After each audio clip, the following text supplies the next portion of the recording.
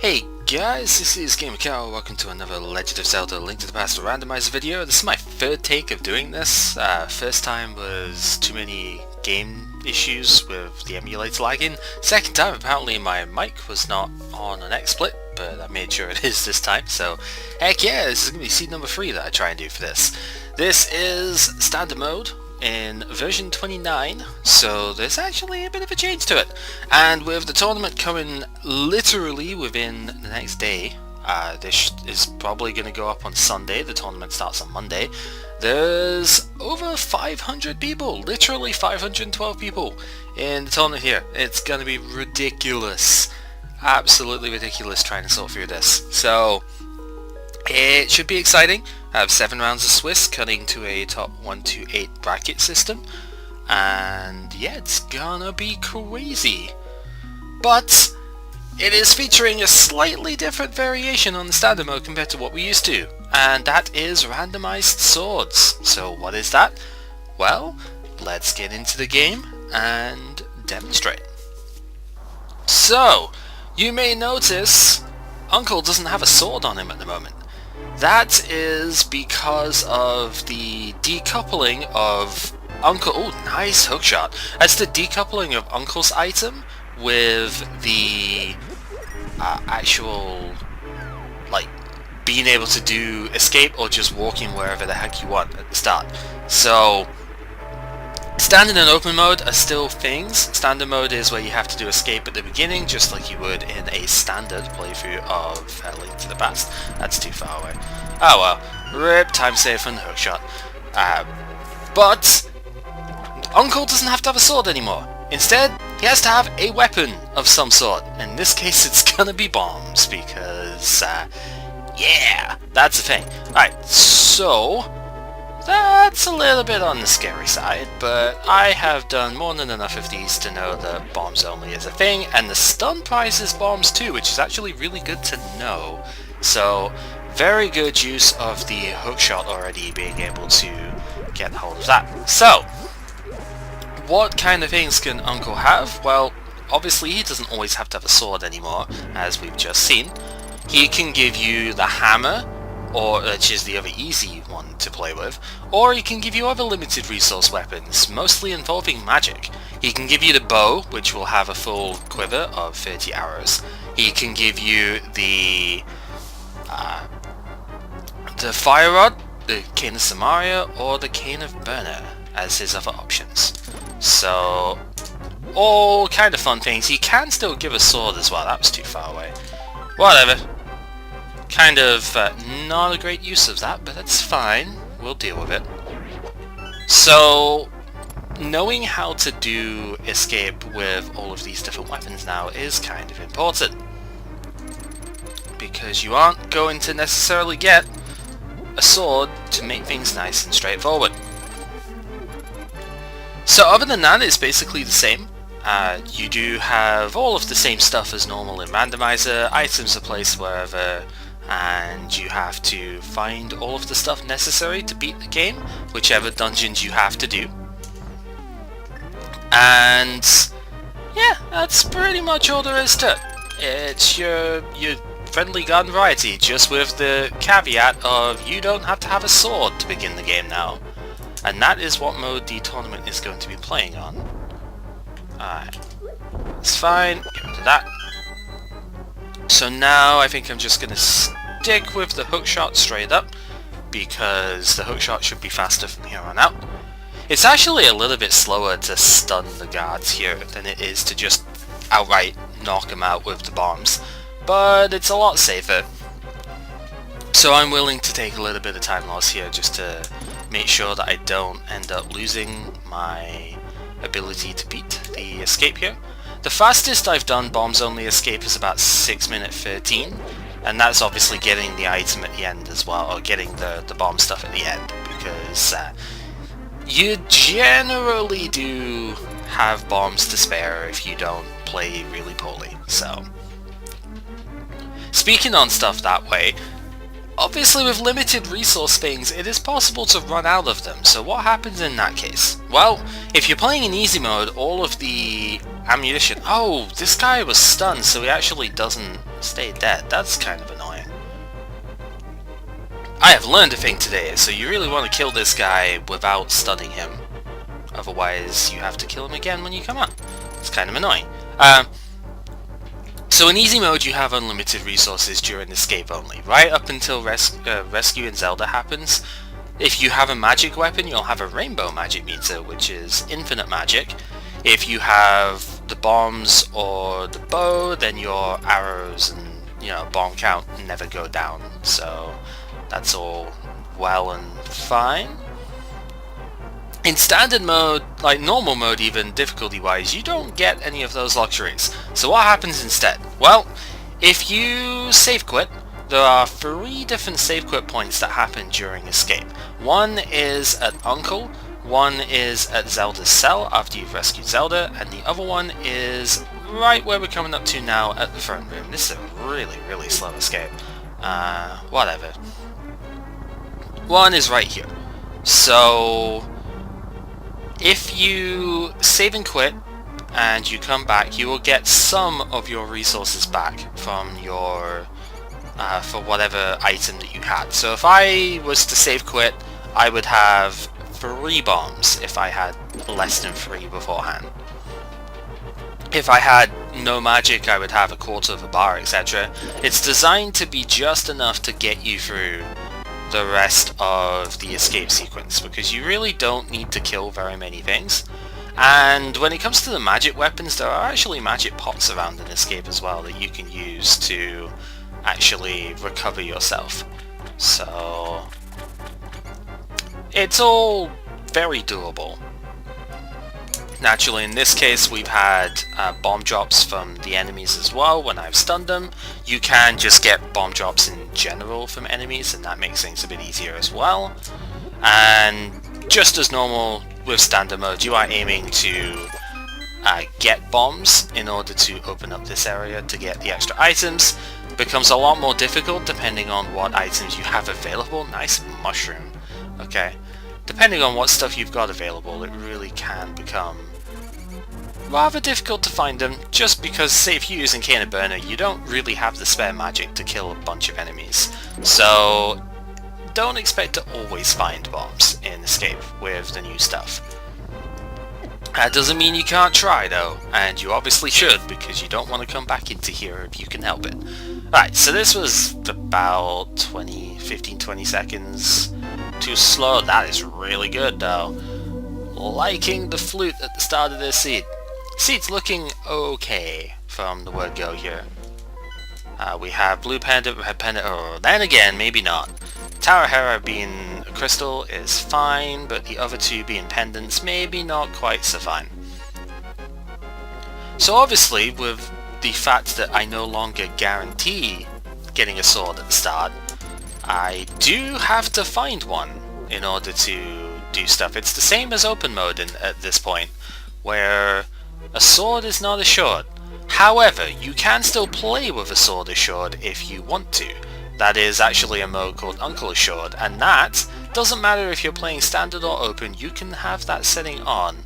And by doing that, you actually can play open mode where you don't have to do escape at the start, and you can still have Uncle guaranteeing a sword, which is pretty cool. You know what else is kind of cool though? Getting a glove there. Alright, so we already have 1 glove and a flute, which is really good. We can just fast travel wherever we need to. I have enough bombs to do more of Kakariko stuff as well, so that is good to see. And yeah, like I said, it's pretty much the same. It's just, you know, some minor differences compared to before, which actually makes the escape a lot more interesting too. So there's going to be a million different tournament matches that get put on here. Okay, not literally a million, but yeah, no, there's going to be a lot, and it's going to be pretty exciting seeing all the different sort of variations that you get at the start here. As we find the money cave here. Oh, the flippers though. Okay. So this is all positive stuff, because we're getting... I may as well get these now, actually, because I might be able... I suppose if I got another 300, then it wouldn't really matter, but we're looking to not have to farm that much at the Ice Rod Cave in order to get our Flippers item from Zora here. So, honestly, this is a pretty strong start. Just in terms of where we can go straight away, it's really, really good. We can also do all of... Oh, nice sword, there we go. I don't often find it difficult to get swords, but sometimes it can be a little bit on the awkward side. I've had seeds where it's taken like 50 minutes to get a sword, but that's the same as open mode that way. And a bottle too, so we do have sick kit available as well. Very nice, very, very nice. But yeah, the item set here is really lending itself to fast travel around the world. The only thing we're missing for that is the Pegasus boots, so hopefully we get that pretty soon. But we can, with this flute, travel up to Death Mountain too and do Paradox Cave, and Spiral Cave of course. That is 8 items there, plus 1 from the Spectacle Rock Cave, and I can dark room out the save point from the old man too, but that isn't strictly in sequence, but I can do it anyway because I feel like it. So, that's fine. Chicken get through the wall, that's always good as well. Chicken clips are fun. Only get one chance to ever do that one. It's kind of funny because the chicken is the thing that can do the major glitch, but you can't because it's an NMG-esque thing. But anyway, that's just how it goes. I get ourselves replacement bombs here, mostly hoping at this stage to see another 300 rupees, so that I can go ahead and not farm Zora. But I did need to get bombs, because I only have 1 left. I need at least 2 to do the other stuff. Oh, the second sword! Now, I don't know how I feel about that, because now if I get the lamp, that is heavily implying that Aghanim is a thing. And I don't like the idea of that. However, it is also a second sword, so combat is going to be very nice for pretty much the whole seed. At least Master Sword is really good early on. If we get 1 more, then this seed is going to be really easy in terms of combat. So it's sort of a hit and miss at the moment. I do like it, but I'm also a little hesitant about it. About getting 1 there. Just a heart piece there, don't really care. So we're going to go ahead. Actually going to go ahead and turn the mushroom in first, I think. Because if we've got the mushroom in Sphere 1, then... Oh, I didn't need to go in first. I don't know what I'm thinking. Hell yeah. Alright, but yeah, if we get the mushroom this early, that's kind of making me think that there's something here. So we'll go ahead and see if that is a correct assumption or not. And it is! We get ourselves the Moon Pearl. That is also a little sketchy though, because now we're only 1 item away from Aghanim being a thing, and like realistically being a thing too, because we might end up getting like nothing else to run with here. If we get the lamp, then Aghanim is incredibly strong as a possibility for this seed, and I really don't like the idea of that. So we'll just have to hope that that isn't the case as we rescue our dear old man friend here. Using the sword for this is incredibly easy. You can do this without any items whatsoever. It just takes a little bit of experience, and sometimes you end up falling off anyway, and it's a bit sad. But it's fine. Totally not talking from experience. What are you going on about? Always getting hit by this stupid cutscene stuff. Here I am getting killed, so we're gonna go back and take the heal. Whoops! That's unfortunate. Just one of those situations where I couldn't really... Like, I could have done better than that, I just apparently chose not to in my head, so oh well. what are you gonna do? So the reason I'm coming up here before I'm doing South Shore is, well, one, I can just flute straight to 7 and then get South Shore stuff done straight away anyway. But the other main reason is that I'm looking to get enough rupees to not farm before I go there. So I'm not going to go round and get the 20 rupees there, that's going to take way too long. But there are 8 items up here, so there's a decent, like better than 0 chance that I actually just get a fair few up here. And even if it's only 100 that I get, that's much closer to getting all of Zora's stuff in one shot and not having to worry about the waterfall fairy or anything like that. Not having to worry about trying to get money whilst I'm down there. They could backfire because it could be Titansmith that's down there, and then if I had Titansmith I could do Hookshot Cave as well. So there are ways that this could be slower. Or if there's Hammer there, then I could maybe do Tower of Terror. Fire Rod though. Fire Rod is super tasty. So now that means Skull Woods would be a play. And with 2 pendants in the Light World, Skull Woods is almost definitely a crystal. It doesn't have to be, but it almost has to be. So, oh, Kain Samaria too. And the cape, but the cape doesn't really do anything to change our plans right now. There's the hammer. Oh man. So this place came up trumps. So definitely happy with this decision right now. This is making me think that there really isn't a whole lot down in the basement area here. And by basement I do mean the South Shore. There's probably not a whole lot there. I actually kind of want that 20 rupees now I'm thinking about it. But what is cool about this now, especially if I find the mirror, what is cool about this is that I actually do have access to the Dark World now without having to worry about Aghanim at all. So that is super sweet. I might need to check the Lumberjack Cave at some point then to make sure that I'm not just going to get baited out of this, because if there's an item I need at Lumberjack, that's going to be depressing if I don't get that. Because I have lost races by like half an hour because I didn't check it when I always do at the start, and it turned out to be incredibly important. That is not a good time. But it's Randomizer for you. However, it is something that I do want to incorporate into my run at some point.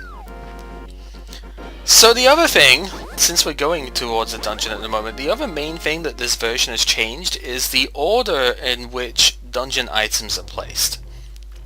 So, to my knowledge, the way that I've understood this, in the previous versions, the map and compass have been placed at the very end of a dungeon's item setup. So they placed all the keys down, then all of the non-map and compass items, like your rupees, your fire rods, your whatever, and then they placed the map and compass in whichever chests were left.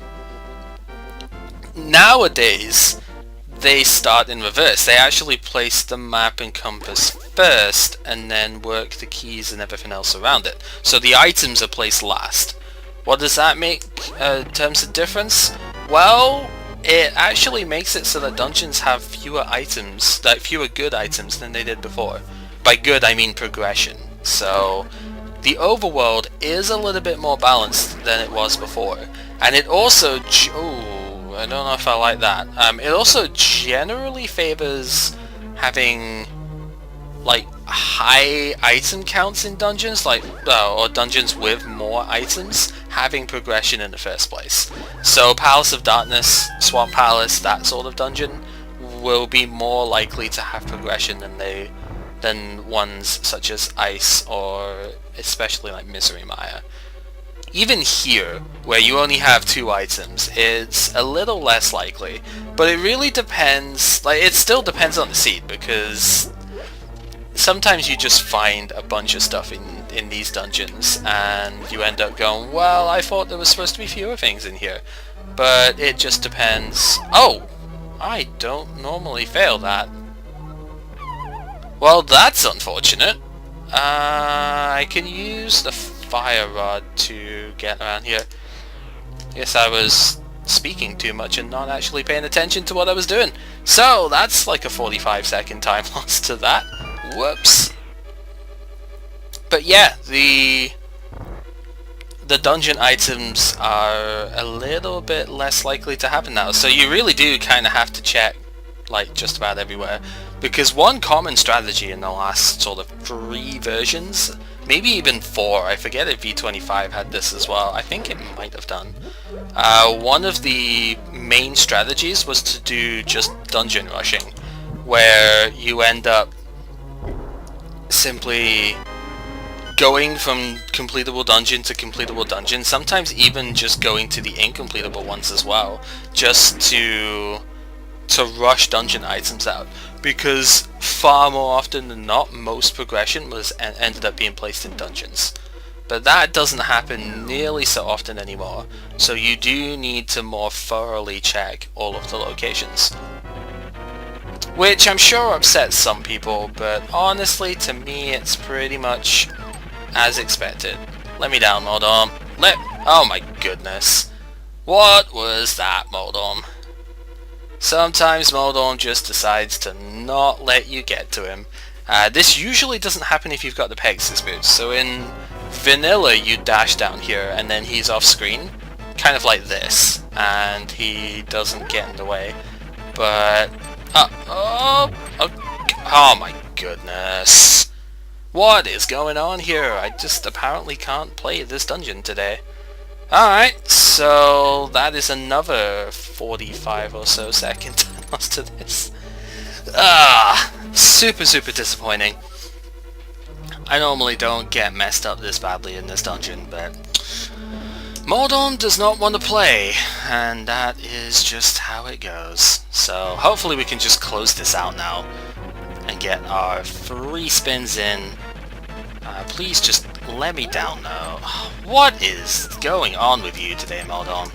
You are upset at something, that is for sure. This is why we call him Trolldom. Please just... Oh my goodness, what are you doing?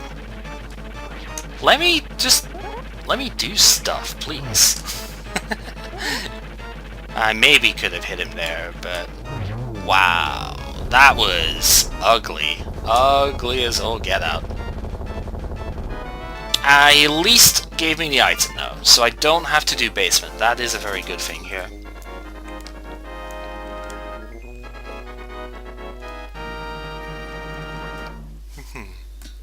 So, the only other thing I really want to do up here is Spike Cave. Because, honestly, I have all the stuff to do it, so as soon as I can actually walk in. This also gives me an excuse to see what is here, and Palacedonis and Mire are 5-6. Swamp is the other pendant, so Thieves Town is also very good right now. So that's probably what I'm gonna do, is I don't have a boomerang to make that menu easier. What I'm probably gonna do now is I'm probably going to go ahead and do Thieves Town and Skull Woods here. I'm going to need to use my potion, unfortunately, but that is fine. There's actually no spikes behind... Oh, nice powder timing though. Good place for that as well. There's actually no spikes behind the statues there, or the torches, so you can actually use potions and stuff by going behind them. That's why I really wasn't too worried about doing that particular move. So keep that in mind, it is useful to know. So here's another one. I haven't done South Shore yet, but I'm going to actually do a little bit of dungeon rushing here. This isn't necessarily how I play these things all the time now, but I honestly think doing Thieves Town and Skull Woods under these... I mean, doing Skull Woods right now is a little scary, not gonna lie, but I do feel like it is possible. Oh, okay. Good job I have Cane of Samaria then, because I ran out of magic. Heck yeah. But you can still Fate Powder even if you have Magic Powder there. It's Mushroom or Powder that lets you do that. So, yeah, good job I still had that. Because I would have been very upset if I couldn't actually do this right now, because I whiffed the powder. Because apparently that can happen. I still don't quite understand how I missed that, but it's fine. It doesn't matter, because now all we gotta do is... apparently the hook shot can't hook to that. I guess it makes sense that it can't actually go there. All we gotta do now is just walk up to the Lost Woods and get ourselves into Dark World. It's a shame I don't have the Pegasus boots here, because I could get the full magic in the tree, because you can bonk the tree that this was reverted quite a long time ago actually, because there was one version where these prizes were randomized, what was in trees, but if you bonk this tree then you will get full magic out of it. That is vanilla behavior, and it was something that I kind of protested for to go back, because it basically is game knowledge, and when that was randomized it pretty much just invalidated that knowledge. It's like, well, there's no point in ever checking any of these anymore because you don't know what's going to come out of them, and that had two nasty consequences. Oh, there's the money. Okay. The two major consequences for that. The first one was that it just made it so that you never bonked the trees, so they just never came into play. So there was just no point in having them randomized at all, because nobody would ever see it. And then the other one was that it actually, like, it removed a couple of fairies and a full magic out of the pool. So functionally, you just ended up having fewer potential resources than what you could have had before. Because like that full magic could have just been bees, which would also lag the game too, so it got really annoying just on that front. But yeah, that they could just turn into bees, or they could be rupees or something. You know, it really just depended on what the seed wanted to throw out. It could even be a bomb, because there are trees in vanilla that will spit bombs at you if you bonk into them. Well, not spit bombs, but like bombs come out of the branches and whatnot. It's kind of mean when you think about it, but trees do what trees want to do. I mean, they're not even the living trees either. At least those you can understand when they spit a bomb at you, because you're bumping into them, and it's like...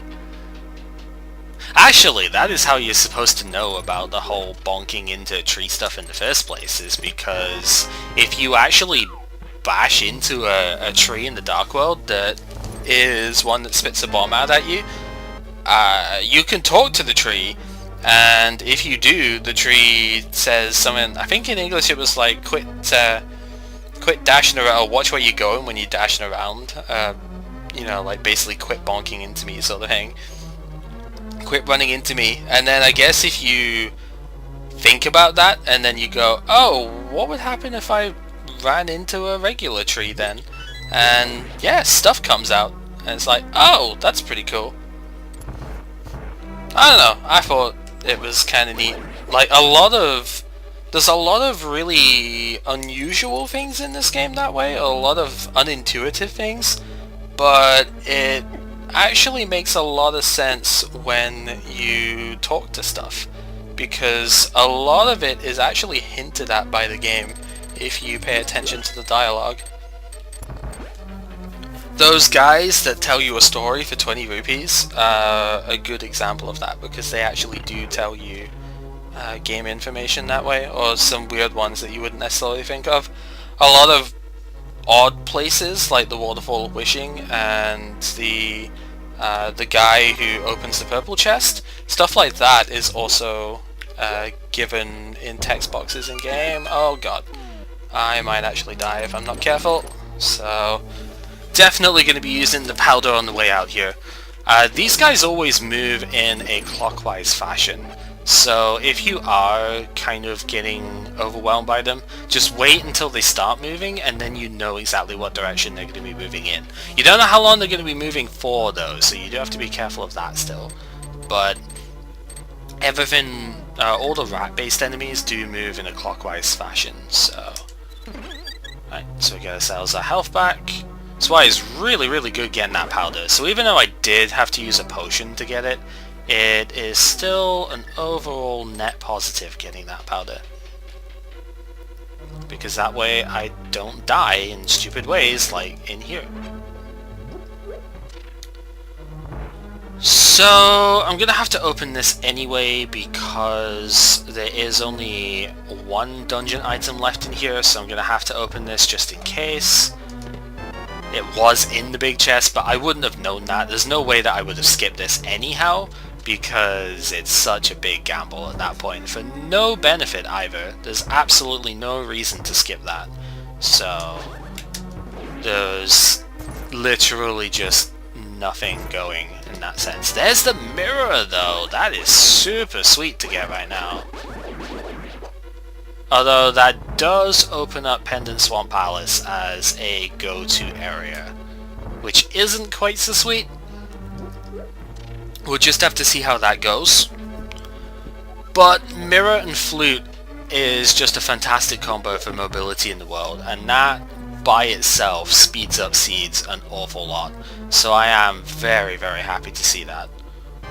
It also means that I could just go and buy a potion before I go into Skull Woods here, because I am running 6 hearts green mail. That is not a lot, so I could go and buy a blue potion before I go into that dungeon. Which I think is a pretty strong idea, because I could just mirror, I can use the flute to go to 2, and then just potion it up. Buy a potion. I have enough money to do that and still maintain Zora.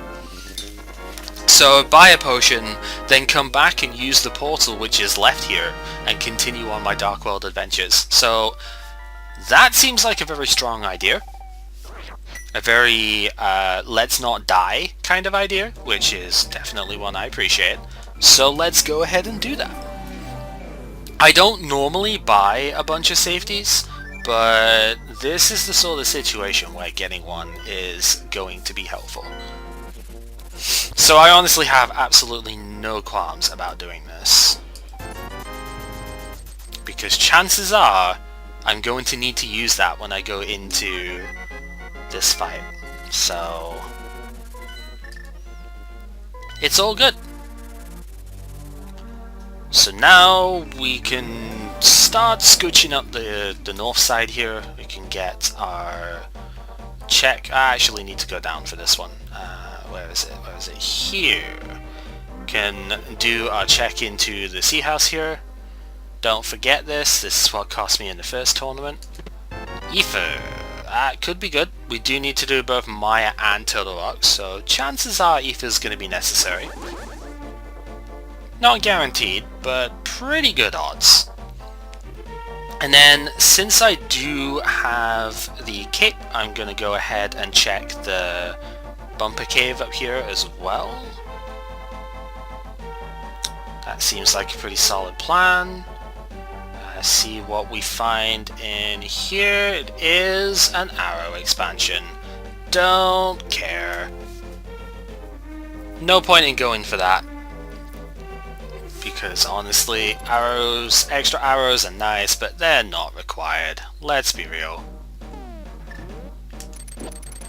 And now, Skullwoods time. So I'm expecting to see one item in the front, one item in the back here. That's usually the way that it goes. It's not always, but it does seem to be the main sort of habit that I've noticed in this particular dungeon. Oh! Little bit too close to the side there. Oops. Oh well. Just one of those unfortunate situations. Go with that. Small key is obviously good to find here, since then you don't have to go into the trap room, which always has to have a small key so that you can get out of it. Okay, hookshot, just don't do the hookshot thing then, see if I care. Alright, no items out of the front then, unless the big key means something, which we aren't gonna get to see for a while. But that's fine.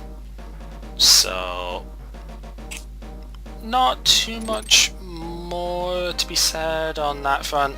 There are 2 items in here. Skullwoods has been relatively good to me despite only being a 2-item dungeon, so I'm not necessarily expecting to find nothing here, but you never know. This is Randomizer after all. There could well just be nothing here. 50 rupees kinda does qualify as a little bit of nothing, if I'm being honest with you. So, not a great start, but it's all good. I think, though... No, I've seen 2 small keys, so it's very possible, and actually quite likely, that Morphula here has got the big key, and then the big chest has got the item. But it could just be in the other chest here as well. We're gonna go kill Moth first, because that makes a lot of sense to me. Nice to get an extra heart there as well, because again, running on only green mail with a low heart count here. This is definitely well below NMG standards as far as what resources you have available. So the better equipped I can, the better health I can maintain here, the more likely this is to succeed. Luckily I don't have to deal with this room because I have a spare small key.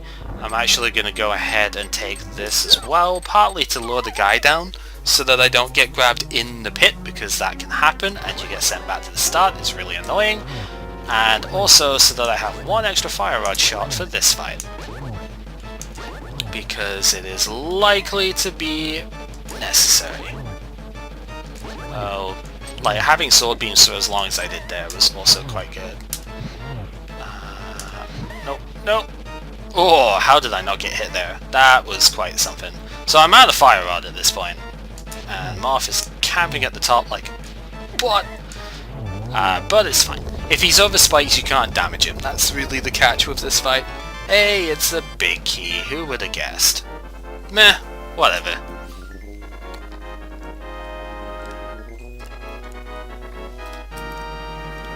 So, we do still have 1 item to find here. It's not going to be the end of the world if I do have to go all the way back through the dungeon, because I can use that as an excuse to do Graveyard Ledge and then Catfish into Zora. Because I haven't done Zora at all yet, that'll be a pretty good save quit point. Maybe one of the things I should have done actually whilst I was doing Bumper Cave is I should have checked what was at Lumberjack. Ooh, Bombos! Ooh. Alright, we have 2 of the medallions, that's pretty good. Okay then, so change of plans.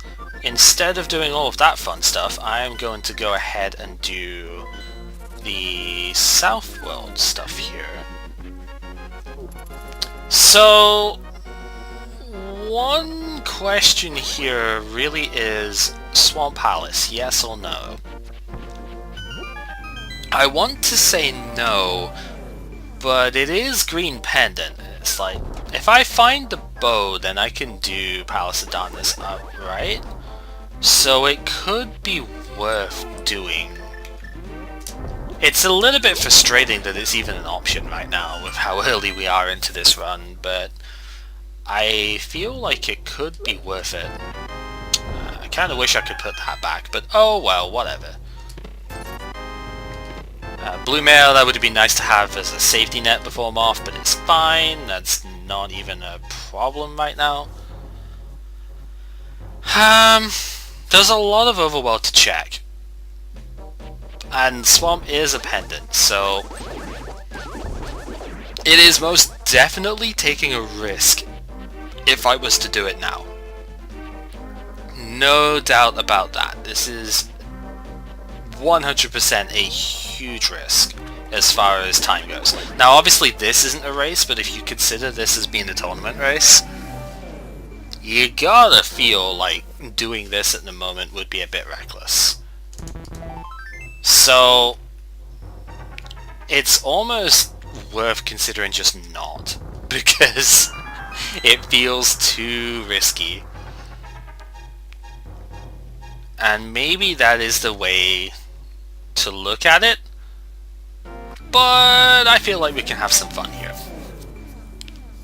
Because this isn't in a race, maybe this is worth doing, because this is the sort of time where it's good to experiment a little bit with what you're doing as far as reading goes, and seeing, okay, would this have paid off, or is it potentially worth like investigating in more races. And I don't know. But it is Green Pendant and it is Swamp Palace, so there's a non-zero chance that it has something. And if Sahasrahla has got something, there we go, we get the book, which might not immediately help, but the book does get a couple of extra items and gives us current access to desert. Don't really want to go desert though, because desert is a pendant as well. So it's probably not even that great. It would let me check the pedestal though, if I feel like walking all the way back there, which maybe when I've got boots, that could be something worth considering, but without boots it just feels bad going there. Because it's so slow to walk there, even with the flute point, and since I've done Skull Woods I don't have a convenient excuse to go up there again now, so that's all I can say to that. But then it'll turn out the Bombers tablet or something has got a required item like the Ice Rod, and it'll be, well, I guess you made a good play going into Swamp Palace then, huh? We'll just have to see what else is here. There are 5 other items in this dungeon, so there's still a reasonable shot that one of them is going to be useful. And we'll just have to see what that is. That is not one of them that is useful, but oh well. What are you gonna do? At least now we've got both boomerangs, I suppose it's whatever. I don't like having them in general, because even though I can find a little bit of use out of them, I generally don't use them, so they kind of just take up inventory space, and more often than not I find that I forget that I've got one, or I just don't properly account for it, and so it messes up my menuing a lot. Which is not fun. Not fun in the slightest. Alright.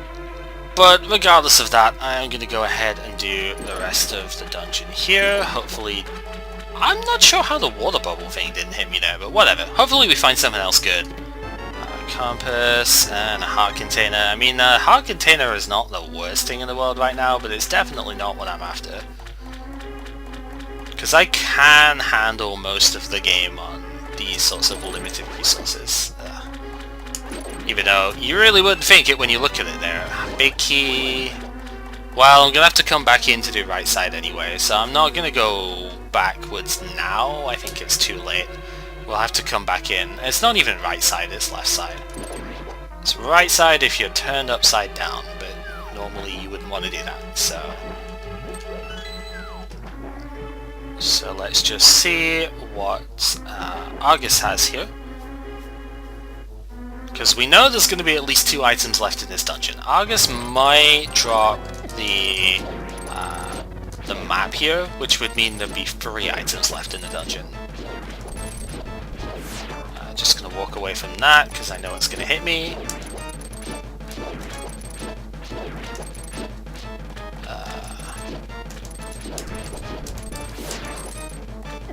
Probably should have stayed away from that as well, actually, but whatever. Oh god. Okay, well at least we don't have too many cycles of this. Might be able to... Nope, not get any shots off with the fire rod because I'm bad. I don't know why he stayed up there, but that's fine. At least get 2 shots off at the end, so we made it a 3 cycle instead of a 4. Not a good item though. Well... probably be making our way over to Palace of Darkness Eastern at some point anyhow, pretty soon. Which... I don't know, if we get the... Well, it'd have to be Lamp and Bow that we'd get. And it's possible that the pedestal could have something at that point. So... maybe it's okay. Who knows? There's 2 items left in this dungeon now. And I don't really feel like taking the risk. If you've made the play this far in... I reckon you have to stick with it, and you should really just commit to it and go for it, because if you leave an item in a dungeon like this, and you know, just don't want to come back for it, that could be the game ender right there. If you've made the gamble to come into a pendant dungeon like this, and you don't full clear it, and it turns out that the bit that you didn't clear has got an item, and right now I feel like Left Side Swamp has actually had an item a little bit more often than I'm used to. But if you don't actually end up clearing this all in one go, there is going to be hell to pay, because you're never going to want to come back here. And it's going to get to the point where all of the stuff that you skipped out on doing in order to make this play, the opponent will have already done that. And so when they come in here, that might be the only option that they had left. As opposed to you going, and especially in this situation, going, well, I had a bunch of stuff to go, but this was convenient, and this is where the items are telling me to go, blah blah blah blah blah. So, in that case, it would just be a, yeah, you really need to stick with it, because if you don't find anything, but you leave stuff behind, the stuff that you've left behind is probably going to be what you actually needed in the first place. The reason that you came in the first place. And you will be a sad panda for missing out on it. And nobody, and I mean nobody, likes sad pandas. Nobody that's sad. Not a heartless fiend, at the very least. So let's just see, we only have the one more thing to get in here. There's the compass and... oh, not the compass, the map. I forgot which one I already had. Whatever, I knew there's only one of them left in here. So it's worth going in. And wouldn't you know it, that is exactly what I was talking about. Wouldn't you know it, precisely the thing that I said could happen is what would happen. If you're going to make a play that is as bold as Go Swamp Palace when it's a pendant, you have to stick with it. Now, with it being Titan's Mitt, admittedly that is not like the Ice Rod or something, so it could have actually been picked up later on, but man, that is one heck of a pickup. Very, very scary to think that I could have missed that. Alright, so let's go see what Misery Maya has in store for us. Because, I mean, I have the cape, so Misery Maya is not an impossible clear right now. It's not top billing, but it is Aoife, which was actually the Sea House. I did say that could come in handy. Aoife is the medallion requirement. Maya could be worth it. I was actually thinking of going Ice first, but hey, Snake Eyes. Maya could be okay. I do still have the potion, I have powder. I don't have half magic, which is only a little bit of a problem because I'm still running on Master Sword. I don't have the lamp, but who cares about that? I can do dark rooms. So, like, overall, I think it's a reasonable choice. If a little bit slow because I don't have access to all the other stuff here. Who knows? Yeah, just like completing the dungeon might be a little bit slow, so maybe what I could do first is actually check out what's in Desert. Desert is a pendant, and I don't necessarily want to complete the dungeon fully, so I might not be able to anyway, because no Pegasus boots. But it's worth checking what's in here. I may be able to get an item out of it, and if that item is the bow, or something like that, that's going to make much easier times come out of our dear friend Misery Maya. Or if it's the lamp, that would be funny. Because the lamp could still be here. There's a heart container there, so we actually can beat this dungeon. With only one item left in it, though. That's the caveat here. Small key is okay. I maybe would have preferred to see the big key here.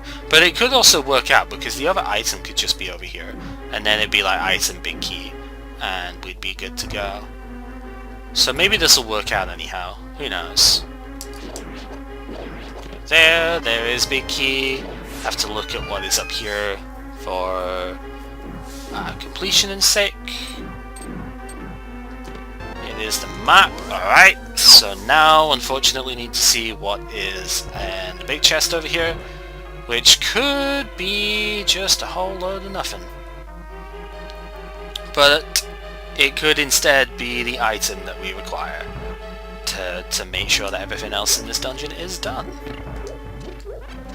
I'm not actively looking to do pedestal here, but no. Okay, so I'm not going to go beat land mode because I'm not looking to do the pedestal. I just wanted to quickly see what was in desert, see if it was beatable, and if it was, see if I could get both items out the front, and I did. So that's all I'm really looking for here.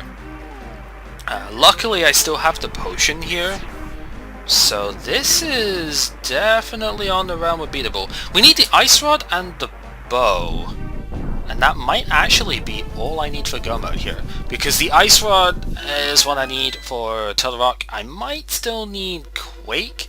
That is an unknown right now, but assuming I don't need Quake, I just need the bow for Palace of Darkness, and I need the ice rod for Turtle Rock. So hopefully we can make that happen.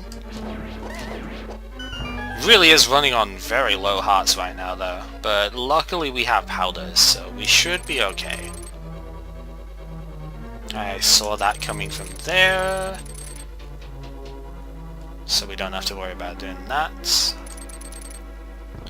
Yeah, so according to the statistics, Mire and Ice are the least likely dungeons to have something, but I've had something in these dungeons so often in this version, like personally, that would be the fast Mire too.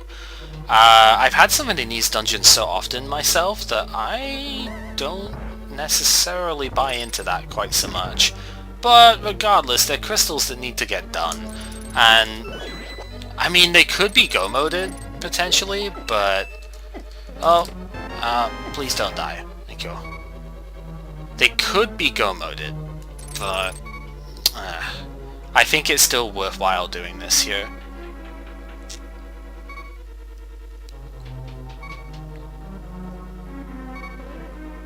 I might try and skip out on the chest that you move the wall for though. Yeah, you gotta be careful of these guys because they actually do a lot of damage. So Fire Rod, bring this out for here. So if I get an item out of here... Yeah, oh, Tempered Sword too, that is a great place to find that. See, it all works out. I'm gonna try and not do the chest down the bottom there, because I feel like it's gonna be a waste of time here. I have a feeling map or compass is there, so I'm gonna skip out on doing that just now. If I have to come back into the dungeon, I have to come back in. Oh well, whatever. No love lost. Looks like I don't, because the second item is right there, so that is a very good Mire.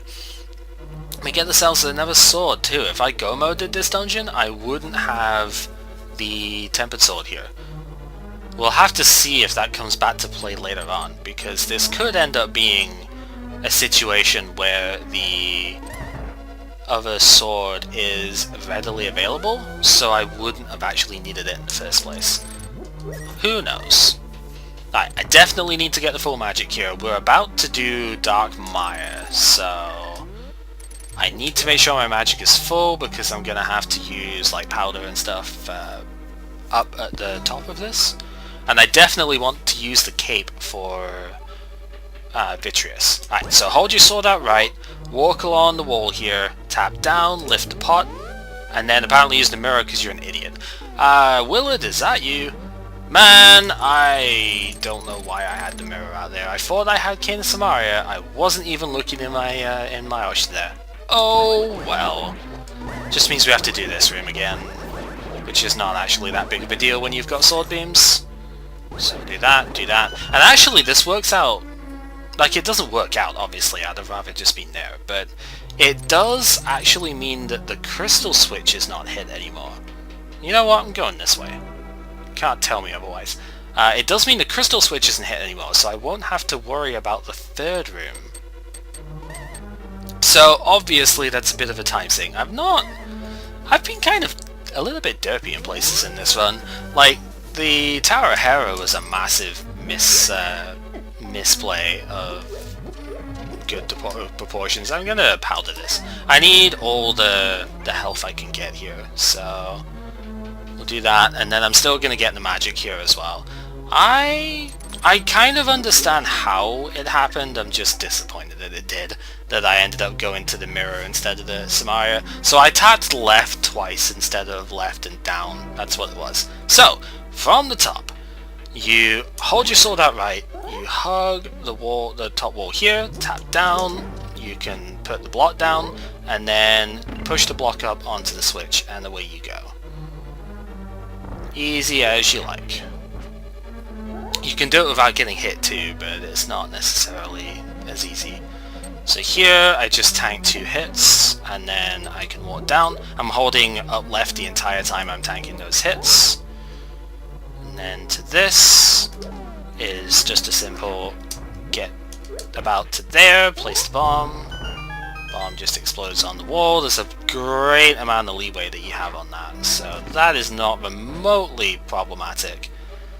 And then from here you just go to the middle, and that is your way through.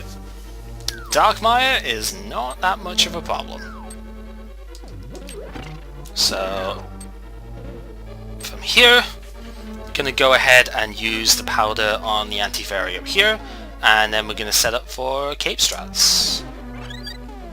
So the cape is pretty good here, not gonna lie.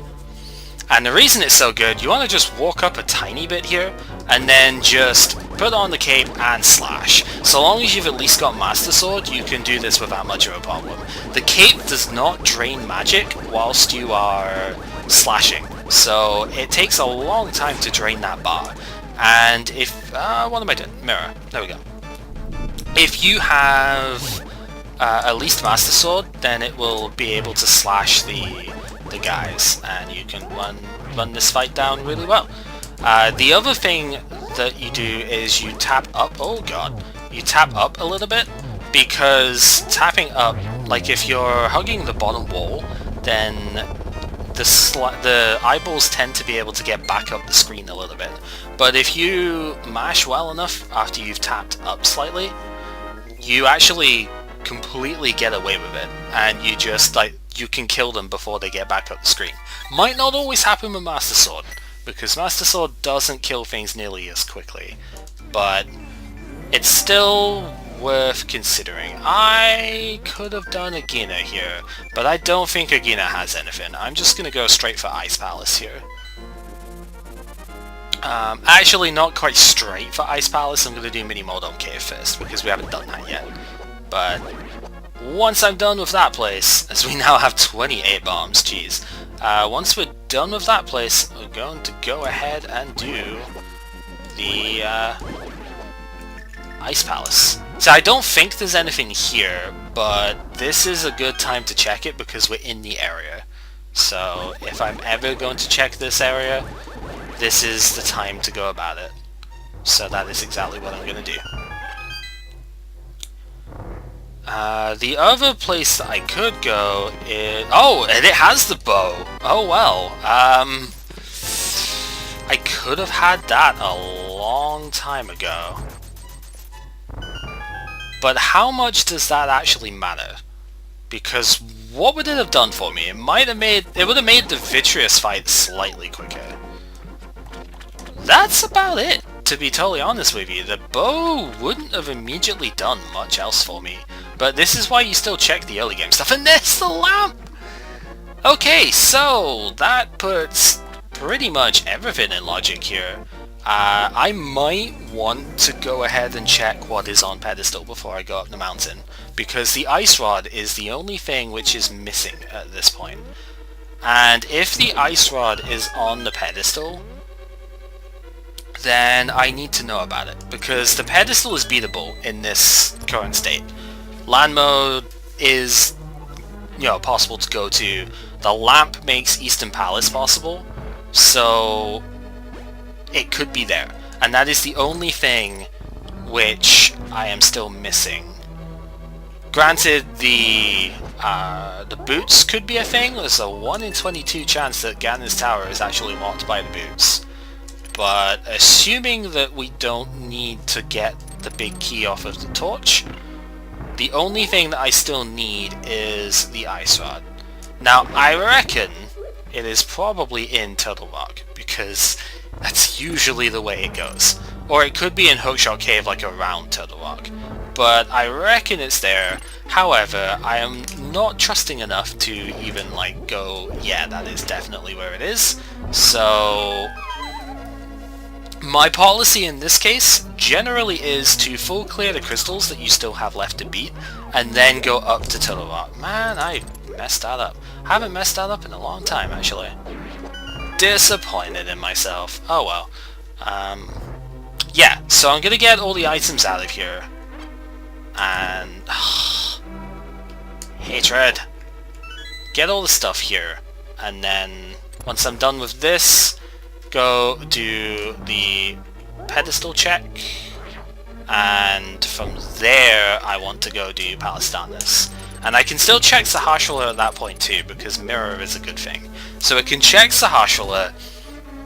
I have the opportunity to turn in Green Pendant too, which is quite nice. Because even if the pedestal's not required, I still have that pendant. Now let's see if I can do this. Pink showed me... not quite. Okay. It is very difficult, but it is possible to actually hookshot past that guy if you time your downward hookshot just right. But it is incredibly difficult to do, so... not really too surprised that I missed that. So we have both small keys out of this dungeon already, which is interesting. So we're going to do the bomb jump across here, and that lets me go down to the iced tea room without going the super long way round, which is a really annoying thing to have to do. So good job, we don't have to do that. And easily get down here. There's the ice rod. This is why we still check all the stuff. Actually, that's basically go mode, so I don't even need to do that. Let's just go. Let's just go. This is looking like it's going to be a really quick seed. V29 seems to be a mix between super fast seeds and really, really slow ones. This is obviously one of the faster ones, so good to see that. This is, of course, assuming that I don't actually need the Pegasus boots. Because if I do, this is gonna be very painful. In order to not waste my magic here, I'm actually gonna go ahead and take the resource room as well. Because I do need to, I do need to use Cane of Samaria. So I'm gonna go ahead and just, like, tank that. I should probably... Can I reach this guy in time? No I can't, okay. I was going to say I should maybe heal as well. So we'll take the anti-fairy up here. Because it's just a little bit too close as far as health goes. That is one shot from being killed by Cold Stare. So just a little bit too much damage there. Like, too much of a liability. Still got the full magic, which is what is needed for this, although I do have Bomb Burst, so I could just use Bomb Burst instead. But I don't need to. And the reason I don't need to is because I have Tempered Sword, so that should be fine. Okay, so we'll just do that. And then Tempered Sword, spin him up into the corner. I got hit by the ice though, so he got to break out a little bit. But not really too much to go out of that, so it's fine. And I'm not even going to pick up the lamp, because I don't need to at this point. I have the fire rod. I guess I maybe should pick up the lamp though, because I don't have silver arrows. That is literally the only reason that I would have to pick the lamp up right now. Is because without silvers, if I don't get torch glitch, that is a big deal. So, as much as I don't like myself for doing this because I don't feel like I should need it, we're going to take the ultimate safety here and we're going to just quickly pick up the lamp here as well. I don't need it to clear the game as far as I can do the dark rooms, that is not a problem. But it's just because without silvers I need to rely on the torch glitch here. Without half magic I don't necessarily have enough to use the fire rod for the whole fight. And if I miss torch glitch I actually don't have enough magic, like ever, to do the Ganon fight without the silver arrows. So yeah, it's like I don't particularly like myself for doing this, but it's also not a disaster either. We might actually still not be in go mode though. I haven't yet gone up Death Mountain. It's going to be a bit of a nail biter for that actually, because I haven't gone up Death Mountain to see what Turtle Rock requires. I am under the assumption that the 2 medallions that I have, one of which is going to be enough, right? That's the assumption here. But Turtle Rock could just require Quake. And if it requires Quake, then everything is completely busted. Because then I don't have go mode. So it's a little bit of a dicey situation there. It's like on the one hand, yeah, you've basically got it, but on the other hand, there's a small chance that I don't. Which is why I'm actually going to check this as well. Partly, the other reason is because I might get more hearts here. But this could have Quake, and if it does, that'd be sweet. Green Pendant was nothing, but that is fine. We have probably... Oh no, there's half magic! Oh, okay, so that's quite fortunate. I still don't disagree with my lamp collecting decision there though, because you can imagine that lamp is still going to be useful for going through the rooms here. Just because I don't need it doesn't mean that I am slower when I don't have it. Like, just because I can do the dark rooms doesn't mean that it is faster for me to do them in the dark than it is standardly. So I'm still very happy to have the lamp overall. It's a luxury, but it's a very good luxury, and I'm okay with this. I haven't used that blue potion yet, surprisingly. That is definitely something that's taken me aback here. I expected to have used that by now, but oh well. Crystal number 6! Here we come. So, Palace of Darkness, we do have the opportunity to do some pretty cool stuff here if we get the key quickly enough. We can just leave. You know, if the big key is within the first few chests here, we don't have to worry about doing the end stuff. It's possible to have the big key in the back, which would definitely slow things down a bit, but we're gonna hope that doesn't happen, although it's much more likely to happen now because the shield there, like a non-key being there, is a little bit of trouble for it. Second item too. Yeah, so it's in the back. And there wasn't actually anything that I could have done about that. We are going to have to do the both side for a couple of items and then go up the back. So that's fine. There wasn't really any faster way around this. There has to be, to my understanding of the logic, there has to be 4 keys within the first 6 chests of this dungeon. 4 small keys, that is. So that means that all of the remaining chests in this first part of the dungeon, which includes the big key chest, they all have to be small keys. And that is very good information to have, because it means that I can just focus my search on the back of this dungeon and go from there. So that's exactly what we're gonna do. Use the Cane of Samaria in order to hit the crystal switch down here. In vanilla, if you wanted to do things this way around, you would have to use bombs to hit this switch, but the Cane of Samaria is a much nicer thing to use for it, in my opinion. You just need to make sure that you have adequate spacing for it, because if the fireball goes off screen, then you're not going to be able to get that. I don't know why I'm opening that, to be honest. I shouldn't really need to, but whatever. I was considering doing the hammer jump because I had a key, but Again, don't really need to. Big key is right there. I'm gonna say there's a small key here. There might not be, but I'm gonna say there is. And there is, okay. There didn't have to be. If there were 2 small keys in the basement, then I think that would have been, you know, something else, because at that point I wouldn't have had 4 keys in the front half if that was still a small one. So that didn't have to be, but I just figured that would be the faster way around if it is a small key, so we're gonna go with that. Alright, so other than being a colossal derp as far as using the mirror and Tower Hera and stuff goes, this seed has been really nice. Another kind of cool thing here, I have sword beams, so I don't have to switch away from the hammer when I go downstairs here. It's just another neat touch.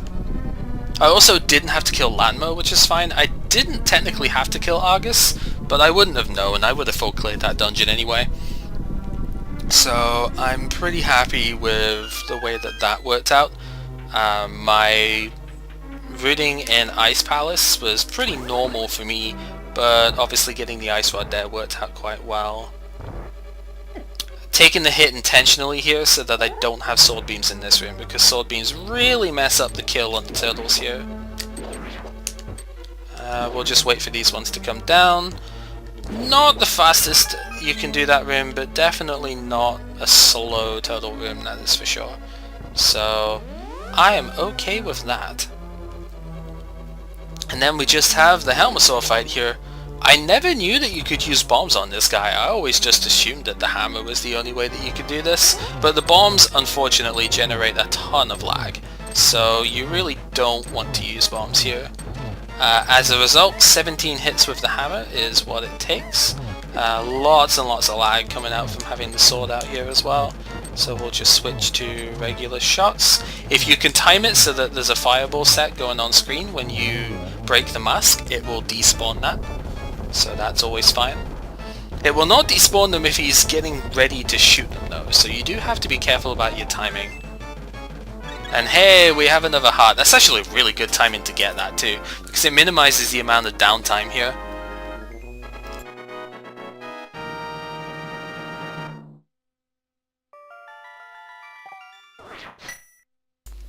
Alright, and with crystal number 6 obtained, it's the make or break time. Are we going to be able to enter Turtle Rock here? I have to say yes. I reckon Bombos from Skull Woods is what we need here. So I have to think that this is going to be doable. Oh, got to get the hook shot out first though, because you got to get up there. But I can't see this being a Quake required seed at this point, because what is Quake? Where would Quake even be? It's most likely to be like later on down the item chain, but I don't know where that would end up. I'm thinking Quake would probably... You know what? I'm not even going to check the other stuff here. Let's just go straight up. I'm thinking if Quake was anywhere, it might also be Ice. How funny when I said that Ice and Maya were like the 2 least likely dungeons to have something, but Ice had the its own namesake rod, and Maya had a sword, which was equally viable. So it's kind of funny the way that works out. So just need to hammer in here, and then hopefully we can get through this dungeon. Would be nice. Make sure that you get the ordering right here. You can't use the mirror to reset the order here. That's always one thing. And it's still Ether, okay. So the bombos actually didn't turn out to be that useful, but Ether for both. 2/3 chance I would have gotten in, so I am obviously very happy to see that. So the only thing that can stop it now is that 1 in 22 in GT, which we're just gonna hope doesn't happen. As much as I like having the Pegasus boots, because of course who wouldn't like being able to go fast, I don't strictly need them.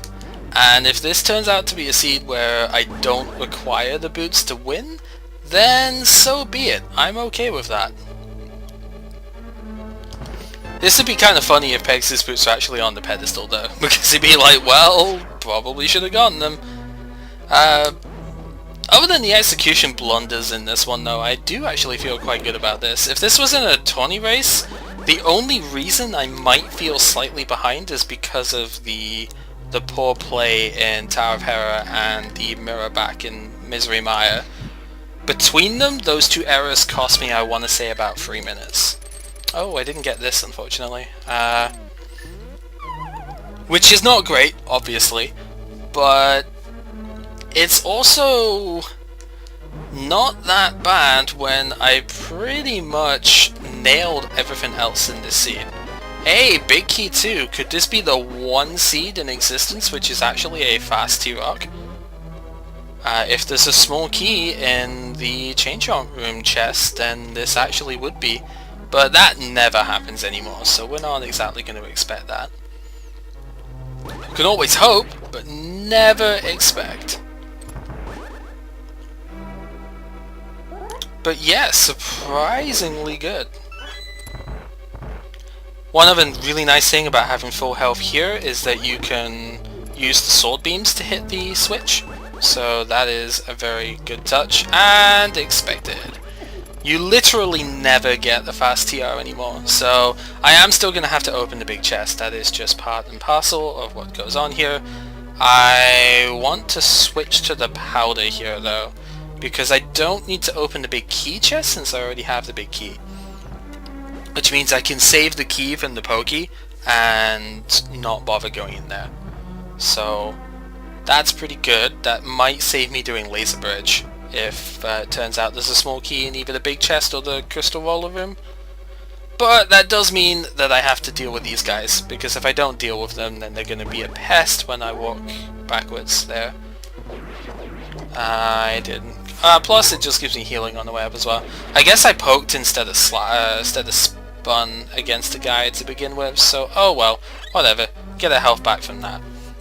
Because we're really not running on very many hearts here. This is like 8 hearts total. 8 hearts blue mail. That might actually be a new low. 7 hearts red mail is the lowest I've actually finished a game on before, I think. This is getting pretty close though, because 2v2 seeds don't tend to have much more than this if you are not the one finding the hearts. I think I might have done a 2v2 seed where I've been at about 9 hearts blue mail. So this is not that far away. Right, so we do have to go ahead and grab the big chest here. Gonna switch to the hookshot. Normally I use the Cane of Samaria here, but that's when I have the Pegasus boots. And there's a key, so I actually do get to ignore the rest of this dungeon, which is really good. But yeah, normally I have the Pegasus boots before I come in here, so I get to ignore this room just by dashing straight through it. But when I don't have the boots, I need to use other methods for getting here. This is a bit uncomfortable. That's fine.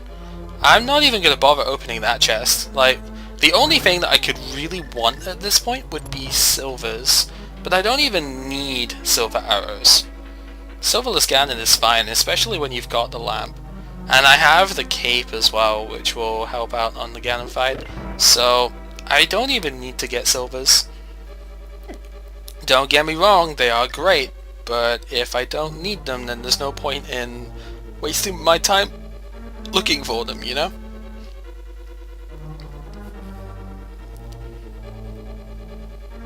This is the sort of luck that I feel like I want a lot of for the tourney though, because I'm going to need a fair bit of this, where, you know, a lot of the items just kind of fell into my lap this time.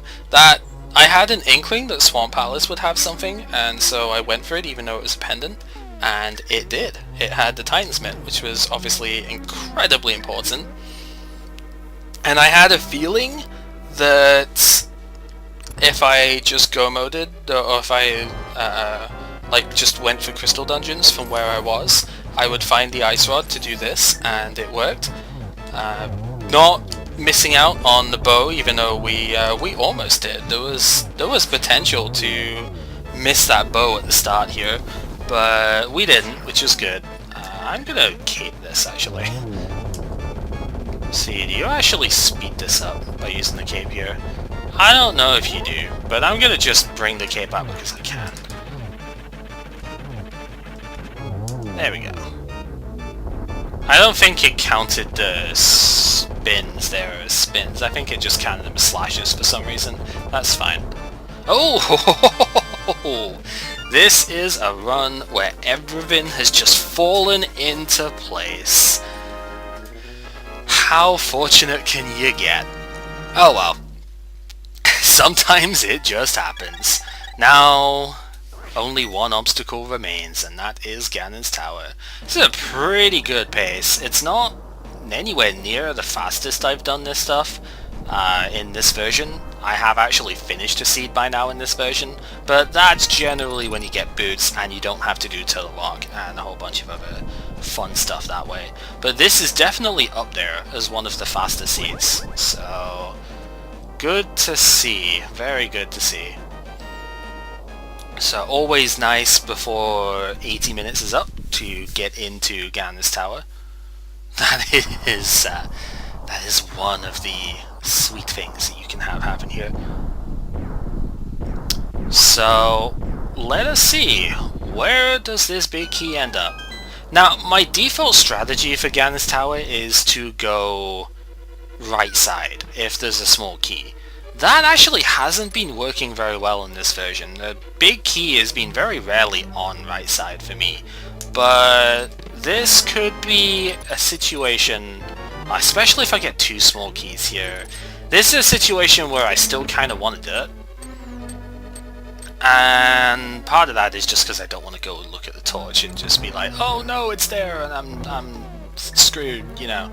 But I just feel like the whole walking back down here thing is really annoying, and so if I can just avoid doing that, that makes things a whole lot nicer for me. I do have some really cool item dashes that I've been doing in this room recently, but of course without the boots I can't show them off, so sad face. That's not gonna work. Yeah, so normally I do that room a little bit quicker, which is why I still trust going here. But I don't know, I'm a bit slow today apparently. 50 rupees and nothing. So once again, nothing going on this side, which is a real shame. I feel like this is happening an awful lot recently, so I should maybe stop doing right side first. But it just always feels okay, man. It feels so much better for me. Alright, so a small key being there means that we are in full go mode at this point, because that is not the big key. I can do without that small key. So I am in full go mode. There is no need for the Pegasus boots, sad to say. So we won't be seeing any of the cool boot strats and stuff from here on out. Just, that's going to make GT climb a little bit more difficult, but it's okay. We can deal with it. Just take these guys out. Yeah, because I didn't necessarily expect to find the big key in here, so I figured I would have to beat them up anyway. So let's just do it, you know. Get it out of the way. And then here... Oh, didn't quite get the hook shot off in time. Hey, it's a B. That's gonna totally be useful here, right? Let's switch to that. See if I get this right this time. Last time I was on stream I messed these strats up a lot, unfortunately, but yeah, boomerang across. I can use it.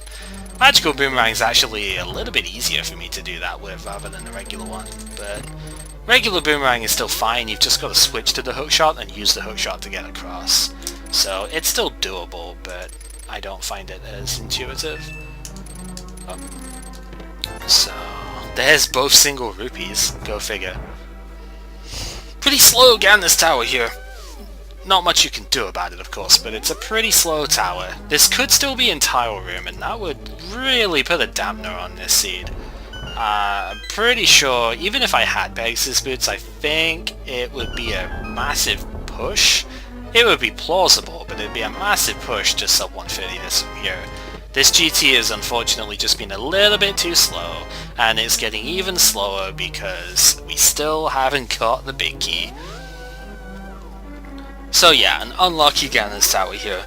One potential strategy, although I don't think it would have worked here because I think I would have ran out of keys.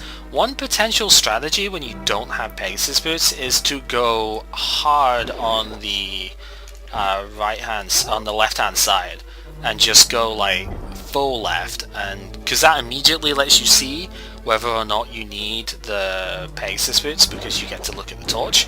And then if you know that you don't need the boots, you have a lot of good knowledge there. I kind of want to get rid of this guy because I think he's going to knock me off when I get over there, because there is a bomb jump that you can do here. And that bomb jump lets you skip over doing all of that annoying stuff down the bottom, so definitely worth knowing. And there's Quake! Alright, so that was the Quake that we were missing before. Obviously couldn't be necessary if we got into Ganon's Tower without it. Just kind of funny to see it show up finally, you know. And you, and you, and you. Don't know how I managed to shoot an extra arrow right there, but that's fine. Is it the entire room? Maybe? Nope. Okay. Tile room I think has a small key in this situation then. Okay, so climbing the tower at 124. This is the first time I've done bootsless tower climb in a little while. So this could still actually be somewhat bad. I do have magic powder, so that is good. I don't have a lot of hearts, but I can very easily run with this. I've got heart magic, so it should be fine.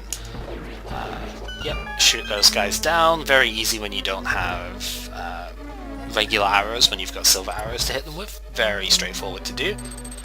My usual bootless play here is to walk up this side, because I find that I can just get through that really quickly, and then yeah, have to wait a little bit down the bottom.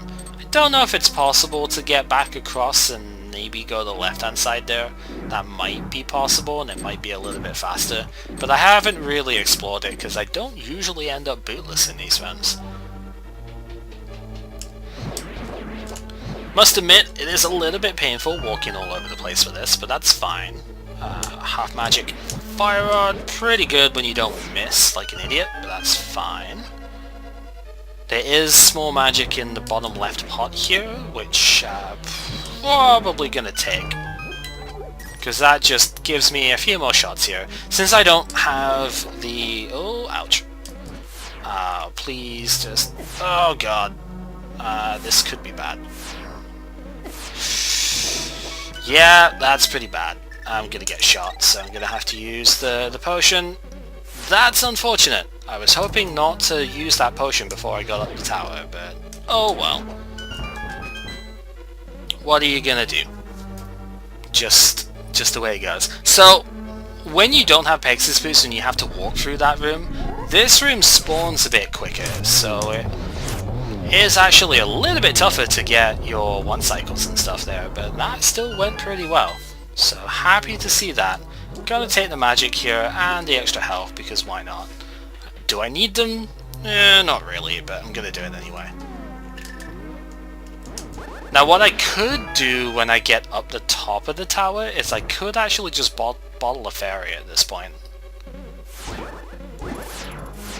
Because that is a viable strategy to go with for the end of this. How did that not... disagree. Don't know how he didn't get hit there, but whatever, it's fine. Looks like we're gonna have a fair bit of traffic congestion going across that bridge. When you don't have Pegasus boots, just walking across that is actually really annoying. Please don't fall off here. Because I messed up that walk, I'm gonna have to do that. We'll take the fall to make this a little bit quicker. You should still have enough time to get up before the torch goes out. You've got to be really careful not to go up the stairs as the torch is like going out. It's a one frame thing, but if you do go up the up there at the same frame, then you actually end up despawning everything else in the tower, and you can't finish the game. So you have to mirror out and restart the entire tower. And if you don't have mirror, that actually is a bona fide soft lock, so be careful about it. I don't even... What am I talking about? Catching one of these with powder. I don't have... Oh, with the thing, yeah, I don't have that. I didn't want to do that, whatever. Didn't even need to open that chest, I just felt like it. Yeah, so I'm not going to have any potions or any healing safety stuff whatsoever going into this Ganon fight, which is admittedly pretty scary when you don't have many hearts. A Ganon hug at the moment would take 3/4 of my health off me. That is the extent of this here. But I do have half magic cape, and I do have silvers, so I don't have to worry about doing silverless Ganon here. So this should still be possible without any real danger. But this is the closest that Ganon has gotten to being like truly threatening in my recent runs, so that's interesting. Nice and easy triple hit there. Oops. Got 2 hits off of that, which is as good as you can get when he has a blue ball out for you. And there we go. So the Aghanim fight is basically the first time all of them shoot... well, the clones always shoot only energy, but the first time Aghanim himself always shoots one, and then the next 2 times it's a 50% whether or not he fires the energy shot that you can reflect, or blue balls. Obviously you don't want blue balls, but if you do get just energy shots, depending on the movement pattern, you might actually get a 2 cycle off it, which is pretty good. Ganon does have some new text, but this time he didn't want to show one. I didn't get this spin off, so we're gonna have a 2 cycle phase 1 here. I just missed my initial shot. Now this is fine though, because this is a place that you can get spins off here and just easily get this this phase down. So that's good. Use the hook shot to be immune to those, and we're already into phase 3. So not too bad. Just one extra cycle there, which is fine. That's about normal. I like to get the 1 cycle for that nowadays, but I don't always get it, so... It's an NNG strat that I have just about picked up at this point, but whatever. Did you find him in Tournament? Yes, we did, and you can have it in the butt, just so that you can know that we have them properly. And then, yep, set this up for the double to finish things off. Silver arrows making things incredibly good. This run was awesome. I did not expect this to go nearly as quick as it did. Especially considering some of my mess ups, I did not expect this to go as quick as it did. But there we go, and XSplit being the active window meant that my timer did not want to stop. But that is fine. Spam those emotes in wild chat. Yep. Don't do that though. Alright. So that is standard randomized swords. That is what the tournament will be playing under. So if you enjoyed this, definitely tune in to the tournament. It's going to be a lot of fun. I am going to be playing in it, and hopefully most of my matches can get restreamed, but we'll see how it goes. Like I said, 512 people, and there is a waiting list. I imagine we would have hit like 700 or maybe even 800 if Challenge didn't have a hard cap. So that is ridiculous. It just shows, like last year we had 105 people, and we thought that was amazing in the tournament at this time of year. And this year we probably could have hit 8 times that if there wasn't a hard cap in with the system that we're using. So that is nuts. Absolutely nuts. Other than that, I guess we can just find out where the item stuff is. But if you do want to watch these things, it is twitch.tv/speedgaming 1 through is it Speed Gaming up to Speed Gaming 6 now? So it's like just Speed Gaming, then Speed Gaming 2, 3, 4, 5, and I believe 5 and 6. I actually need to oh yeah, new uncle text as well, depending on what weapon he gives you. Your uncle believes because he gave you bombs. Yeah, I think Speed Game is 5 and 6 also, I think now. Unknown hat for sale. The other armor upgrade was at Zora, and we never went there. Okay, that's reasonable. There's also ALTTP Rando. I believe it's ALTTP Randomizer is the Twitch channel stuff, but that is also 1 through, I want to say 6 as well. Might just be 5 for that. Somewhere between 4 and 6. You'd have to look it up.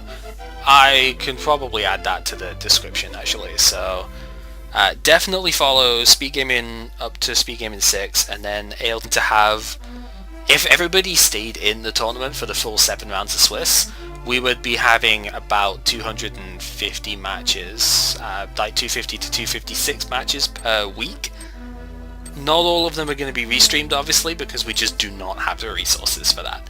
That is a colossal undertaking, and there will not be any four-way races, four-way streams this time. It'll only be 2 players on stream at any given time. So there will be a lot of people who don't get restreamed per week. That is unfortunate.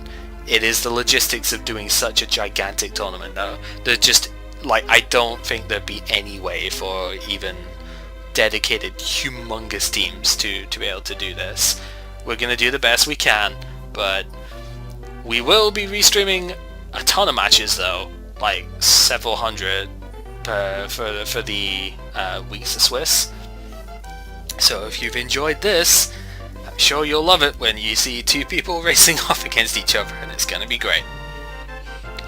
So with that said, let's just look at, because I have the spoilers still open on the site, because I generate the seed not as a race seed, and then I just run it and I look at the spoiler log afterwards to see where the other stuff was.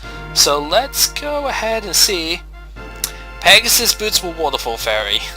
Okay, so if I did the regular stuff at the beginning, I would have had blue mail and the boots. So this seed actually could have been much faster if I'd have done that. But I didn't have the money to do Zora, so that was the main reason I didn't want to go for that. That's the main one. We know that Zora had the other armor, so that's fine. Where was the 4th sword? That would be one that's good to know. The 4th sword was in Turtle Rock, which was the laser bridge. So the laser bridge also had a small key, so it could have been useful for that, but whatever. That is not important to me because we did get the 3rd sword from Misery Maya, which again, if I was go moding that, imagine if I did ice before Maya, I would have ended up on Master Sword here, because I would have gotten the small key, the big key in that first chest, and I would have just left the dungeon straight away. So I wouldn't have had Tempered Sword by the end of this, and Master Sword still would have wasted a lot more time going through stuff there. So man, if I needed those Pegasus boots though, there's no way I would have gone Waterfall Fairy to get them. So kind of lucky that I didn't have to do that. The other stuff, I guess there were bottles that I didn't get. There were like 2 bottles in the end. That looks like there were blue potion. Well, there was 1 blue potion bottle. That was in Palace of Darkness, in the Dark Maze, which we didn't do because I was in go mode at that point. So there was 1 there, and then was it another red potion? Yeah, there were 2. No, we got the 1 red potion. Apparently there were 2 that had bees in them then. Yeah, one of them that had bees was in Ganon's Tower in the map chest. Did we get that one? I think we did. And then the other one, yeah, we got that one in GT, and then the other one was the Hookshot Cave. Had a bee bottle. Incidentally, when it comes to red potion bottle, both Waterfall Fairy and Pyramid Fairy were actually refilling bottles to be red potion, so that's kinda cool. So, one final time going through the playthrough of this, we got bombs at the start, and then we had the flute from Sanctuary and the mushroom from the sewers. That mushroom led to the Moon Pearl. Kakariko had a red potion in the well and 2 swords, one from the well and one from the sick kid. Blind's Hideout had the flippers. and the Lost Woods hideout had a glove.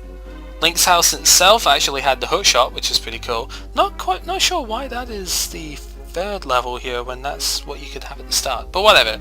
There was that. Mini Mordom Cave had the bow, which you didn't get until really late in, but that doesn't matter, we still got it. Waterfall Fairy had the Pegasus boots, which we never got. Kin Samaria, the hammer, the magic cape, and the fire rod were all in Paradox Cave, which is honestly the best I have ever seen that cave. I've seen some really good Paradox Caves too, but that one bit was ridiculous. So that was kind of cool. And the Sea House had Ether. We had the mirror from Blind Cell in Thieves Town. The lamp was on Lake Hylia Island. The second glove was the big key chest in Swamp Palace on the left side. And the ice rod was in Ice Palace in the iced tea room. So much ice going on there. So that was it. That was all of our progression.